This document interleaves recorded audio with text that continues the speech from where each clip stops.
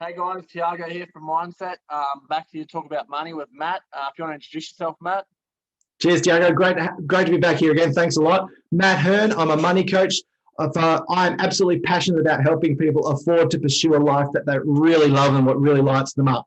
For over 15 years, I worked as a certified financial planner, advising people with an absolute passion and speciality for resources and people working fly in, fly out, because in an early career, I was a petroleum engineer working offshore. Really passionate about helping you manage your money and afford a life you love. Awesome, Matt. Thanks. Good to have you here again, talking money with us. So basically, we've got this. Well, it's one of your topics, really. It's how to stay free of the golden handcuffs, as you say. So, sort of exit plan, backup plan. How do we do that?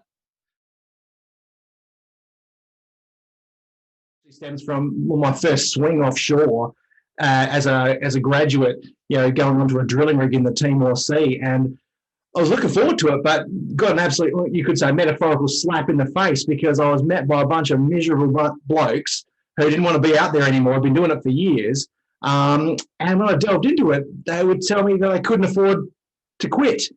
And that kind of broke my heart in a sense. And eventually they introduced me to this whole concept of golden handcuffs, Matt. And what it means is that, you can't afford to quit. And, to see miserable people, but feeling that they had a lifestyle of golden handcuffs, that's what broke my heart. So the key tip to avoid the golden handcuffs, even if you want to be out there for a long period of time, it's around having choice. Avoiding the golden handcuffs are having the choice to do what's right for you.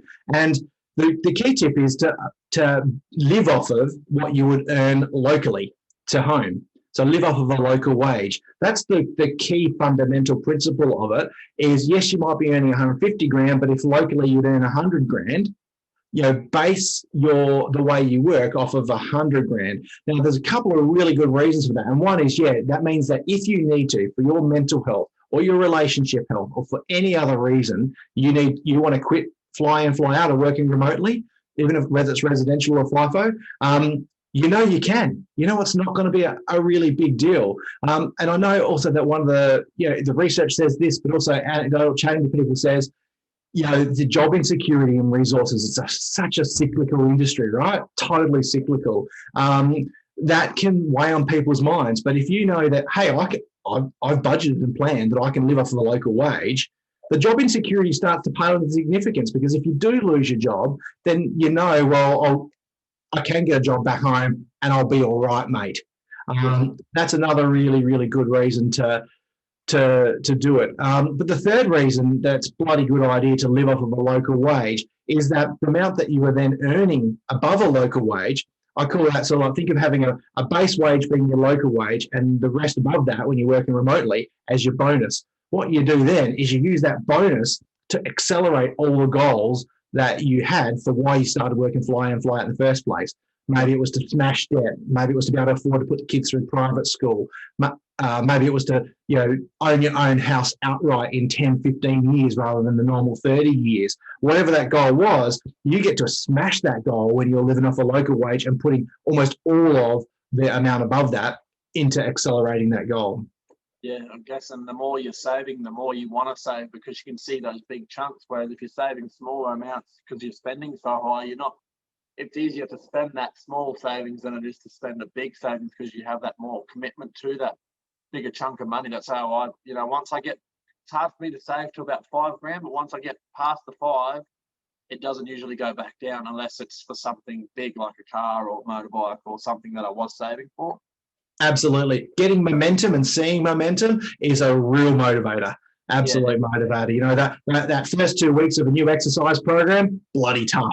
But after that, it starts to build a habit, right? And then you start to see your biceps building up, or you're feeling you're not huffing and puffing up the stairs as much. It's like, hey, I like this feeling. And same with money in that sense. So really good to see that progress. And the way to make that happen is to not leave it, this whole avoiding the golden handcuffs and living off a local wage, is don't leave it to chance. Automate it. If we can make our habits automatic, so that means work out what your local wage is, and maybe even your remote salary package thing tells you what the base wage is. Look at that, and every time your pay goes in, have an automatic transfer go out for the amount above that. So you're doing the healthy thing automatic, which if you leave it to chance and just save what's left over, you're not likely to do it, right? There's just too much temptation around, and our prehistoric brains are not wired to resist temptation. They're wired to indulge in a feast. So if you want to stay free of the golden handcuffs, automate that saving of that extra amount there. And even better, mate, if we could tell every new starter who works remotely, mate, this is what you need to do, that would be a really great way to get them in a good habit straight away. So, if we could start that as part of the money chat for new workers, get the old hands passing that down, that would be a really good thing. Biggest thing for me would, how would you sort of, like, I've got the golden handcuffs on, as you say, already. I've had them on for a few years now. I do want to get rid of them, but I'm trying to buy another new house, and I've got the personal loan, I've got a car loan, I've got all the stuff. How would you would you just set them and try to break one down at a time? Just aim to break them down, and once they're gone, then you can sort of live off the home wage, as you say? Yeah. So I wouldn't necessarily say that what you just described means you're not living off of a local wage, because if it's towards a house, maybe you already are putting that extra amount there. Yeah. But with any habit, mate, I know a lot of people listening to this might already feel like they've got the golden handcuffs, and maybe one of the reasons they're listening is they want to break it. Yeah. So with every habit, mate, start small. Yeah. Start small and get momentum. Momentum before magnitude. So we can want to go smashing our goals really fast, but much better to get momentum by starting small. So that means automate a little bit of a saving plan. So whatever you feel that you can do, start that. Do that for the first swing, then notch it up for the next swing, an automatic saving. So that's how I would say to someone, start incrementally living off of less, because it's funny about this is human nature. If we automate this saving, we might naturally live off of less. That's one way to go about doing it. So, and just even thinking about it differently, like your goal is to buy that house. Maybe that's what I'm saying is, with that extra money above it goes towards goals like that. Yeah. Right. What I would say for, like, if it's the house buying goal, then what I say is work out your affordable repayments based on what is no more than 30% of your local wage. Yeah. That's where many people go wrong, is they go and borrow with repayments that are based on them working FIFO for the next 30 years. Now that's going to kill you. That puts the golden handcuffs in there. So what you do is don't borrow any more than you could afford to repay when you're home, working locally. And then every amount that you're saving above that, Tiago, that becomes your acceleration of that goal, that deposit, and then the paying off the mortgage, not in 30 years, but maybe in 15. Yeah. And it's like, say, to try and people that do have all of the they have actually got the whole golden handcuffs on, they've got credit card, they've got bang, bang, bang, bang.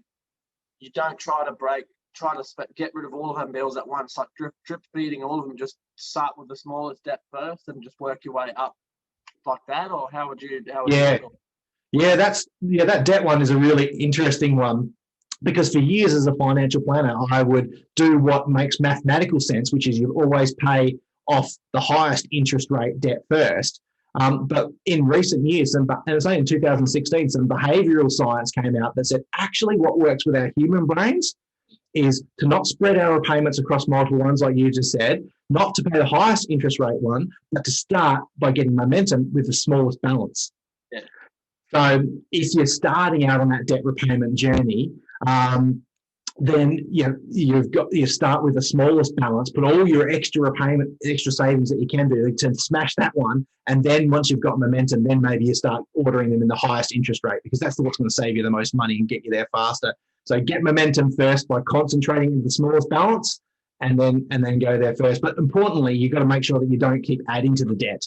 So controlling the spending behaviours that got you there in the first place is a really important part of debt repayment. Yeah, because I know a few people that they might go out and get a personal loan for, say, 30 or 40 grand, consolidate all these small little debts, and then they've got that one repayment. So now they've got more, say, cash, but they've got a bigger debt there. So then they go and get another, they just go back to where they were before. They just keep getting more and more, and then they're back to exactly the same position. So yeah, like it doesn't make rational sense. Like the whole consolidating of debts makes rational sense because you're supposed to save interest. But that's the thing. We're humans. We're not really good at rational decisions, to be honest. That's what the science says. So whilst it makes rational sense, and therefore a lot of media commentators will say it, what works with you being a human being is probably not to consolidate your debts until you've got momentum.